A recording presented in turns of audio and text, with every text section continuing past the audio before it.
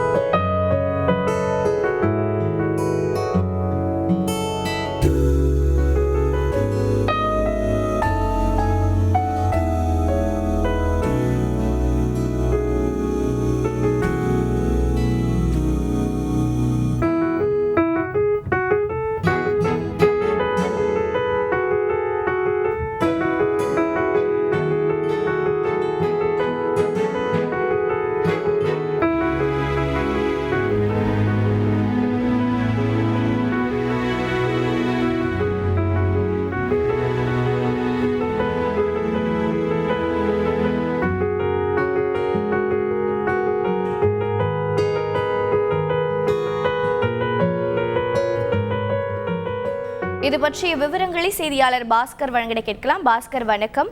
அண்ணா கருணாநிதி அவர்கள் நினைவிடத்தில் முதலமைச்சர் ஸ்டாலின் மரியாதை செலுத்தி வருகிறார். இது பற்றிய மேலும் விவரங்கள் என்ன?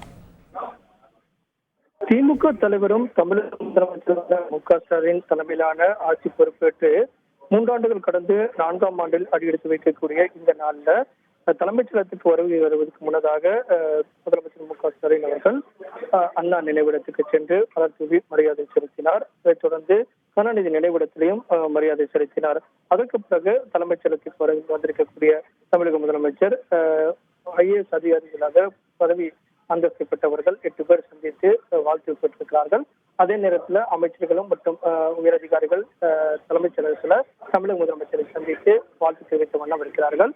நினைவிடத்துக்கு சென்றிருந்த தமிழக முதலமைச்சர் மலர் தூவி மரியாதை செலுத்தினார். அண்ணா நினைவிடத்திலையும் அதை தொடர்ந்து கருணாநிதி நினைவிடத்திலும் மரியாதை செலுத்தினார். அப்போது அமைச்சர்கள் துரைமுருகன், ஐயாபாபு, சேகர்பாபு மற்றும் திமுக முக்கிய நிர்வாகிகள் எல்லாம் உடனிருந்தார்கள்.